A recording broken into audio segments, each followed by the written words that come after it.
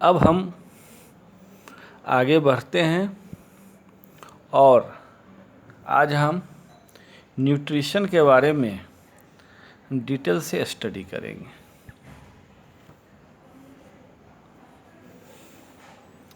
Nutrition जैसा कि simply हम इसको कह सकते हैं टेकिंग फूड, यानी न्यूट्रिशनल मटेरियल जिससे हम लोग को एनर्जी मिलता है, एनर्जी से ही हम लोग अपना वर्क करते हैं। तो ये जो है एनर्जी प्राप्त करने के लिए जो न्यूट्रिशनल मटेरियल यानी फूड को जो हम लोग प्राप्त करते हैं, इसी को कहते हैं न्यूट्रिशन।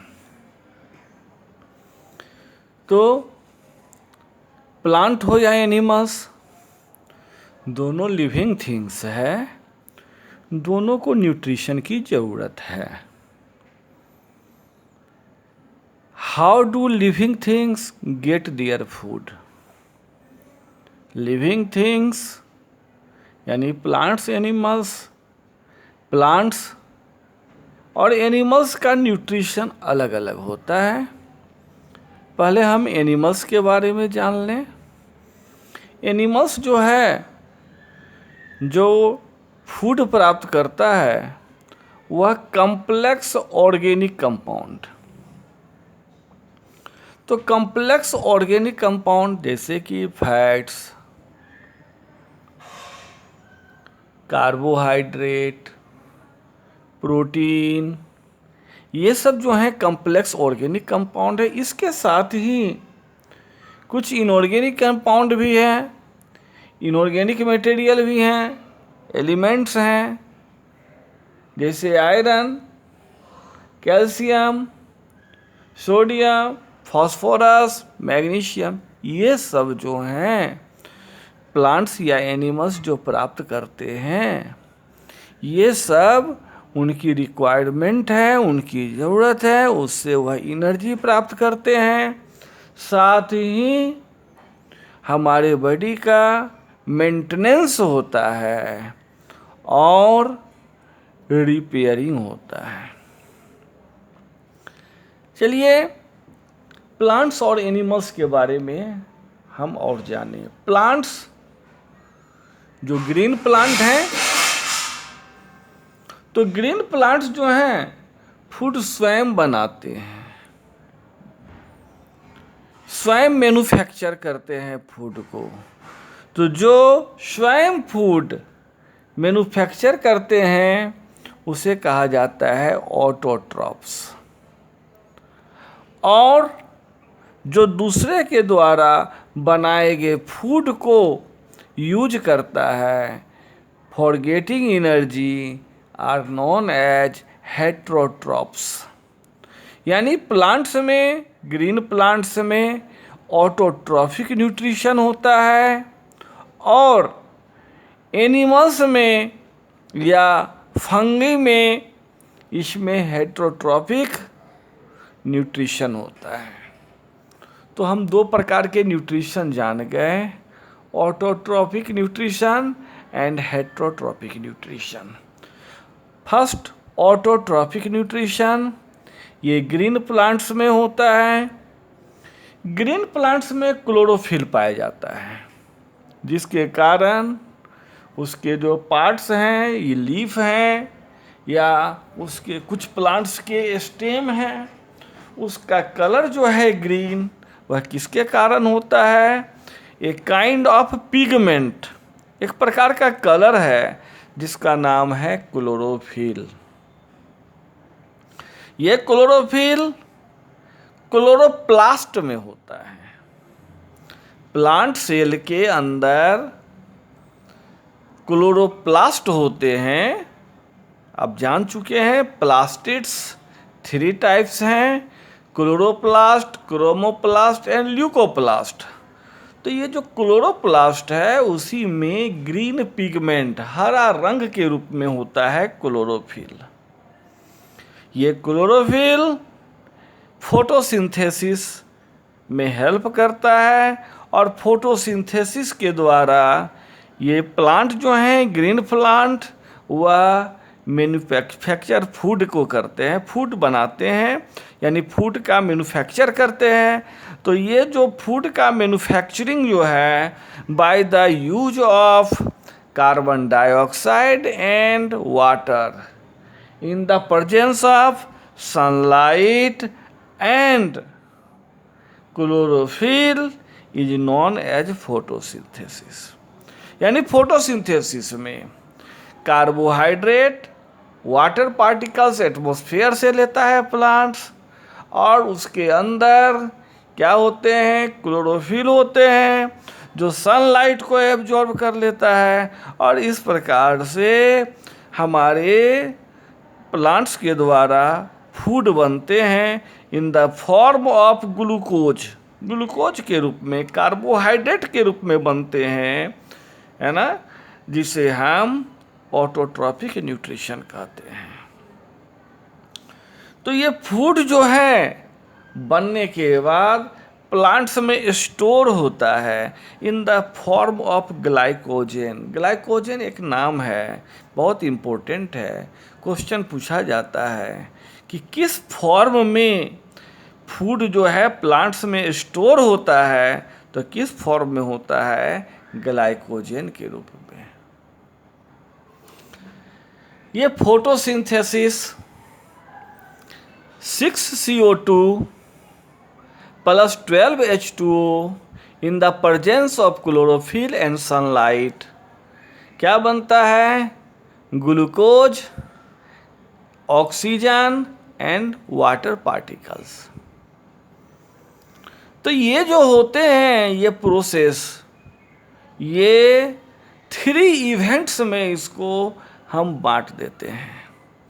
फर्स्ट, जैसा कि हम देख रहे हैं बुक में, absorption of light energy by chlorophyll. Chlorophyll जो क्लोरोप्लास्ट में होता है, ये देखिए ये क्लोरोप्लास्ट है सेल के अंदर, और ये सेल जो हैं क्लोरोप्लास्ट के अंदर जो है क्लोरोफिल होता है। तो ये क्लोरोफिल सनलाइट को एब्जॉर्ब करता है। Second, conversion of light energy to chemical energy and splitting of water molecules into hydrogen and oxygen. क्या होता है कि ये जो लाइट एनर्जी जो है वह क्या करता है, वाटर मॉलिक्यूल्स को हाइड्रोजन और ऑक्सीजन के मॉलिक्यूल्स में उसे ब्रेक करता है, स्प्लिट करता है। Third, reduction of carbon dioxide to carbohydrate. Carbon dioxide को कार्बोहाइड्रेट में रिडक्शन कर देता है ना। तो ये 3 स्टेप जो हैं, कौन कौन हो गया, first step absorption of light energy, जो किसके द्वारा होता है, क्लोरोफिल के द्वारा होता है। सेकेंड, वाटर मॉलिक्यूल्स, जो ये सनलाइट जो प्राप्त हुआ उससे वाटर मॉलिक्यूल्स को हाइड्रोजन और ऑक्सीजन आयन में तोड़ दिया जाता है, ठीक है। यानी हाइड्रोजन जो है, ये जो ऑक्सीजन जो हम लोग रिलीज जो प्राप्त होता है वह ऑक्सीजन किससे होता है, हमें वाटर पार्टिकल्स से प्राप्त होता है, कार्बन डाइऑक्साइड से हमको यह नहीं प्राप्त होता है। उसके बाद कार्बन डाइऑक्साइड के साथ ये जो हाइड्रोजन है वह पार्टिकल्स जो है वह आयंस जो है उससे जा कर के मिल जाता है, कार्बोहाइड्रेट बनाता है। समझ में आ गया, फिर से सुन लीजिए।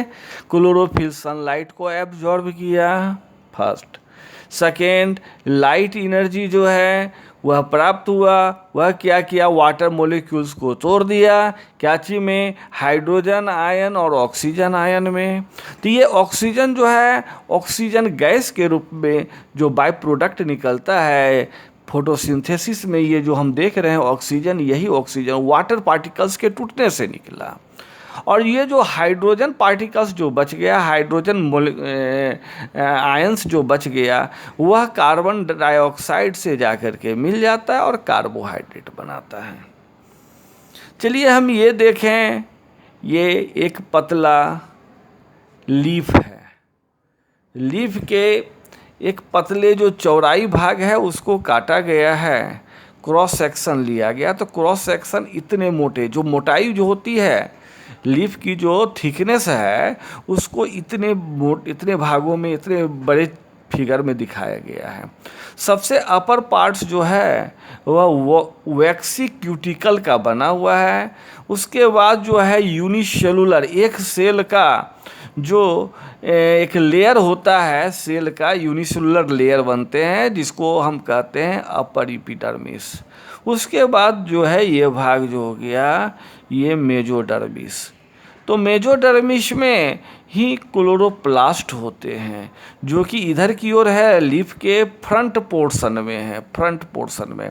बैक पोर्शन में यहाँ देखिए ये बैक पोर्शन हो गया। तो इस बैक पोर्शन में 2 सेल है, इसको गार्ड सेल कहते हैं। इसी में ये जो पोर देख रहे हैं अंदर में, ये पोर जो है यही है एस्टोमा, यानी एक एस्टोमेटा को कहते हैं एस्टोमा, है ना। एक से अधिक रहता है तब उसको एस्टोमेटा। तो बहुत सारे पोर्स होते हैं लीफ के, कौन साइड में, ये फ्रंट हो गया और ये हो गया बैक।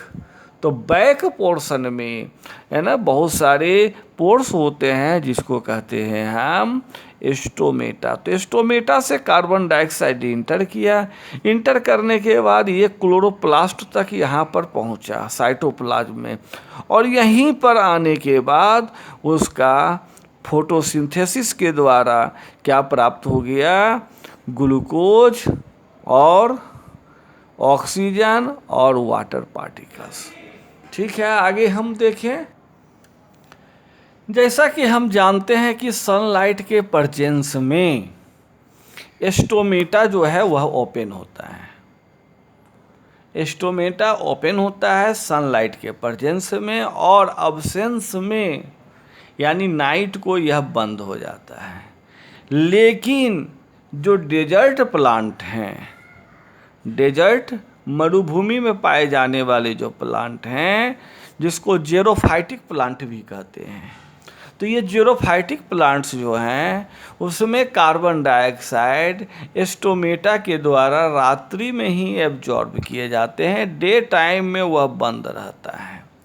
ये थोड़ा सा स्पेशल फीचर्स होता है डेजर्ट प्लांट में।